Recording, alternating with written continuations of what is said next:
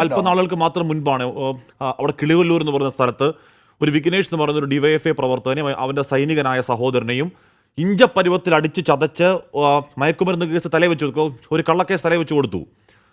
അത് ആ സമയത്ത് മാത്രമല്ല, അവിടുന്ന് ഇങ്ങോട്ട് ഈ പറയുന്ന CPM പ്രവർത്തകർക്ക് പോലും CPM നേതാക്കൾക്ക് പോലും ഡിവൈഎഫ്ഐ SFI പ്രവർത്തകർ സ്റ്റേഷനിലേക്ക് പോയാൽ ഇടി കൂടുതലാണെന്ന് ഈ ഗ്രൗണ്ടിൽ ഇപ്പോൾ നമുക്ക് താഴെത്തട്ടിലെ ആരോടും സംസാരിക്കുന്നത്. ഇപ്പോൾ പാർട്ടി പ്രവർത്തനം എന്ന് പറയുന്ന സമൂഹത്തിൻ്റെ താഴെത്തട്ടിലുള്ളവരാണ്. താഴെത്തട്ടിലുള്ള ഈ പറയുന്ന സമൂഹം എന്ന് പറയുന്നത് CPM കൂടി ചേർന്നാണല്ലോ സ്റ്റേൻവർ.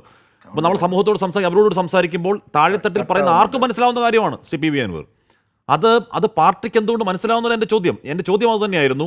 ഈ തെറ്റായ പ്രവണതകളെ പിടികൂടാനാണ് പാർട്ടി ആ ഓഫീസിൽ പോലീസിനെ നിയന്ത്രിക്കാൻ ഒരു പൊളിറ്റിക്കൽ സെക്രട്ടറി വെച്ചിരിക്കുന്നത്.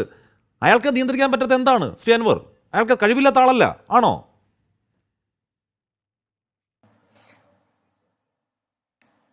അവിടെയാണ് പ്രശ്നം. ആഷ്മി, ഞാൻ പറയുന്നത് കേൾക്കുന്നുണ്ടോ? കേൾക്കാം അൻവർ, കേൾക്കാം. എനിക്ക് കേൾക്കാം. ആഷ്മി കേൾക്കാവോ? കേൾക്കാം അൻവർ, കേൾക്കാം. ആഷ്മിയുടെ ചോദ്യം ഞാൻ കേട്ടു.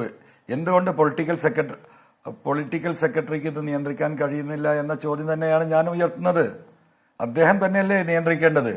ഇപ്പോൾ നാട്ടിലൊക്കെ ഒരു വർത്തമാനമാണ്. എന്താണ്? കേസുമായി സ്റ്റേഷനിൽ കയറിയാൽ DYFI ഒക്കെ സഖാവാണോ എന്നറിഞ്ഞാൽ 2 അടി അധികം കിട്ടുന്നു. ഇതൊരു നാട്ടുവർത്തമാനമായി മാറി.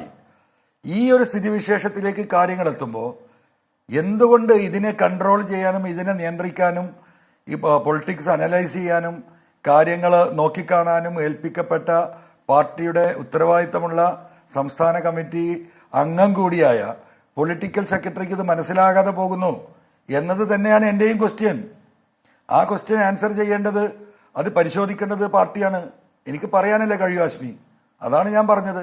അല്ല, ഇപ്പോൾ ഒരാൾക്കൊരു കഴിവില്ലാത്ത ഒരാളാണ്, അയാൾ ഇൻകേപ്പബിൾ ആണ്, ഇൻഎഫിഷ്യൻ്റ് ആണ്, നമുക്ക് മനസ്സിലാക്കാം.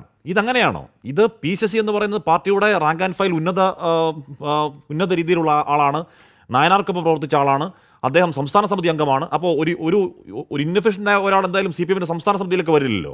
അപ്പോൾ അദ്ദേഹത്തിൻ്റെ കഴിവുകേടല്ല, അതിൻ്റെ കാരണം എന്താണെന്ന് പാർട്ടി നോക്കണം ശ്രീ അൻവർ. അത് അൻവർ പറഞ്ഞിട്ടല്ലാതെ തന്നെ പാർട്ടി നോക്കേണ്ടതാണ്, അല്ലേ?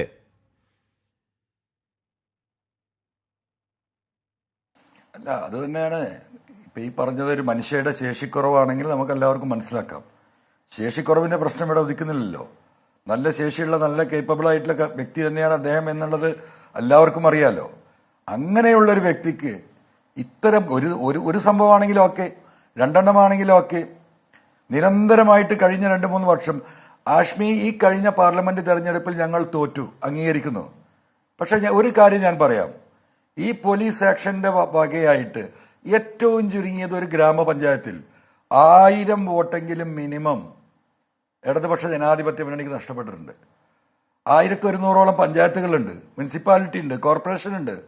1000 വോട്ട് വെച്ച് കൂട്ടി നോക്കൂ ആഷ്മി, ഒരു 15 ലക്ഷം വോട്ട് ഈ കഴിഞ്ഞ പാർലമെൻറ്റ് തെരഞ്ഞെടുപ്പിൽ ഇടതുപക്ഷ ജനാധിപത്യ മുന്നണിയുടെ പെട്ടിയിൽ വരേണ്ട വോട്ട് ഈ പോലീസിംഗ് കൊണ്ട് മാത്രം നഷ്ടപ്പെട്ടിട്ടുണ്ട് എന്ന് പൂർണ്ണമായി വിശ്വസിക്കുന്ന ആളാണ്. ഒരു പഞ്ചായത്തിന് 1000 വോട്ട്, അതിലും കൂടുതലാണ്. ഞാൻ എക്സാജറേറ്റ് ചെയ്യുന്നില്ല. മിനിമം. അപ്പം എന്താണ് അതിൻ്റെ ഒരു അളവ്? ഒന്ന് ആലോചിച്ച് നോക്കൂ. ഇത് തന്നെയാണ് ഈ പ്രശ്നം തന്നെയാണ് ചൂണ്ടിക്കാട്ടുന്നത്. ഈ പ്രസ്ഥാനത്തിന് ഇവിടെ മുന്നോട്ട് പോകണ്ടേ? അപ്പൊ അതിന് തീരുമാനം വരാതെ ഇനി തെരഞ്ഞെടുപ്പ് വരാൻ പോകുന്നു. ഒരു വർഷം കഴിഞ്ഞാൽ അസംബ്ലി പഞ്ചായത്ത് ഇലക്ഷനാണ്. ഞാൻ നേർക്കുന്നവർ ചോദിക്കുകയാണ് ശ്രീ അൻവർ, അങ്ങനെ MR അജിത് കുമാറിന് ഓശാന പാടി നിൽക്കാൻ PCC എന്തിനാണ് തയ്യാറാവുന്നത്?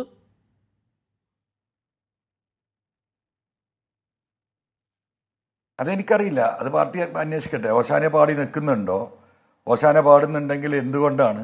അതിനാണല്ലോ ഞാൻ പാർട്ടിയിൽ പരാതി കൊടുത്തിരിക്കുന്നത്. പാർട്ടി അന്വേഷിക്കുമല്ലോ ആഷ്മി.